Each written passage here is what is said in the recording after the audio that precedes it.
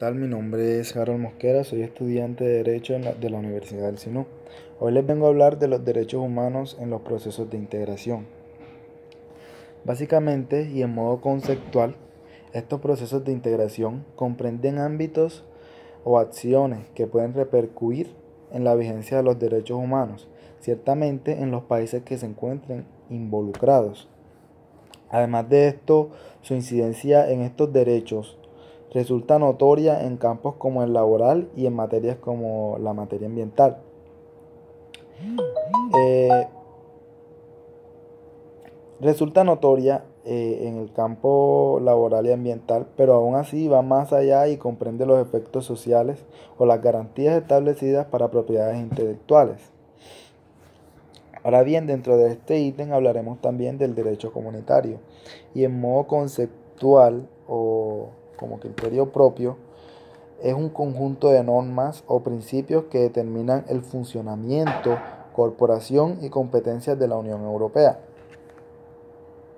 Este se caracteriza por el alcance de su integración, lo cual se refiere a que no se limita a determinados sectores productivos, sino que pretende vincular globalmente las economías de los países que se encuentren inherentes o que sean miembros, y en ocasiones trasciende a la esfera de lo social y lo político.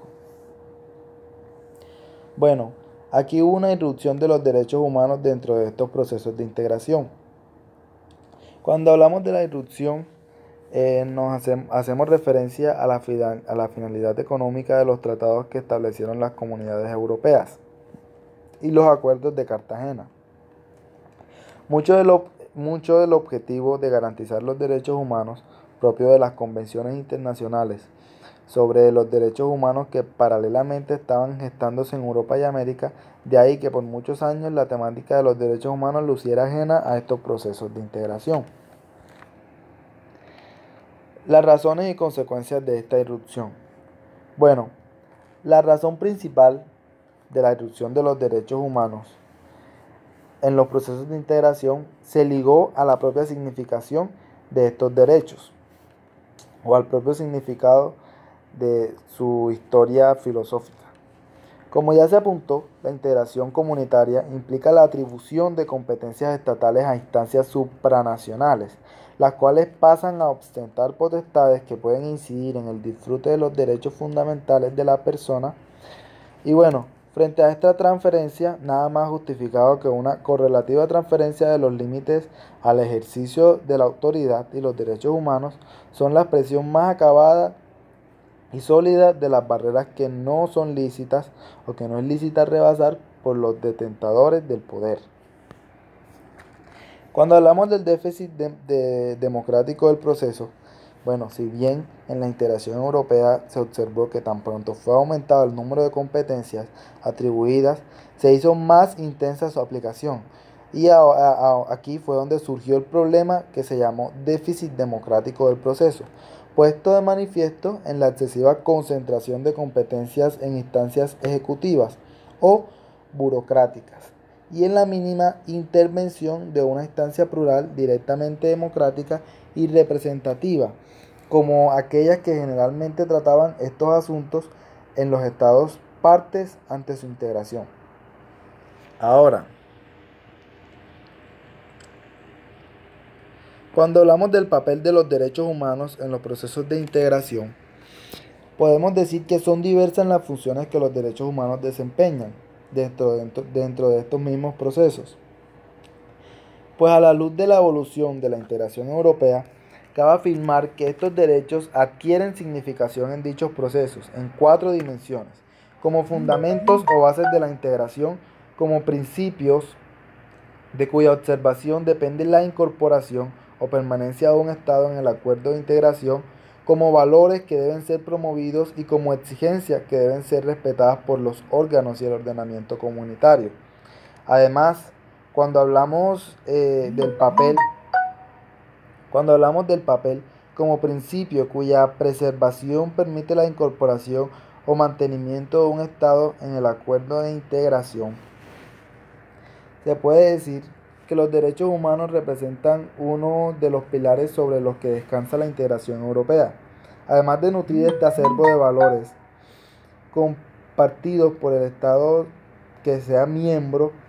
Esto no implica, como luego reiteraremos, que la protección de los derechos humanos figure entre los fines de la Unión Europea, pero sí supone un reconocimiento de su condición de principios que informan el proceso integrador. También en la comunidad andina, aunque de manera menos directa, es posible hallar los derechos humanos como bases o pilares de la integración. Ahora bien, apartándonos de esto un poco, pues como valores que deben ser promovidos, una manifestación relevante de la importancia de los derechos humanos en estos procesos de integración es el reconocimiento del respeto a los mismos como una condición para el ingreso de un Estado a la organización correspondiente o para su permanencia en ella. La incorporación de esta condición en los respectivos tratados se asemeja a la llamada cláusula democrática contemplada en varios instrumentos internacionales e incluso en los propios acuerdos de integración comunitaria. Los derechos humanos también representan valores que deben ser considerados y promovidos en el diseño y ejecución de ciertas políticas de la Unión Europea o de la comunidad andina. Esto cuando se habla de las dimensiones de los procesos de integración. Ahora, como fundamento o bases de la integración. Bueno, como fundamento o base de la integración, podemos decir que los derechos humanos también representan valores, esto en cuanto a los valores que deben ser promovidos, deben ser considerados y promovidos en el diseño y ejecución de ciertas políticas de la Unión Europea o de la Comunidad Andina.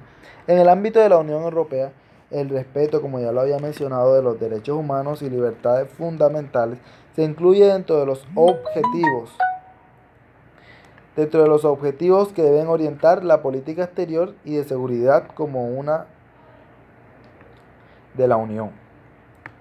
Ahora bien,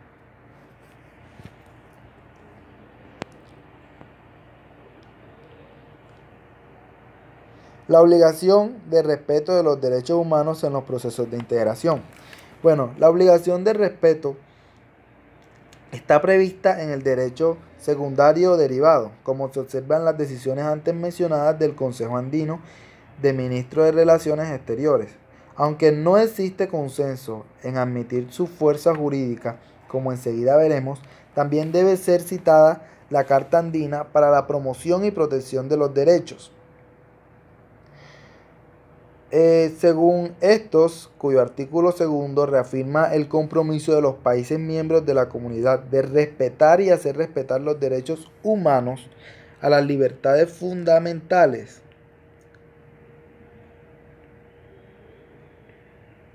En la Unión Europea, a la luz de la experiencia, resulta indispensable que los sistemas de integración cumplan un papel relevante en el aseguramiento del respeto a los derechos humanos, sin pretender suplantar a los órganos encargados de la protección internacional de los derechos, creados por los tratados mismos.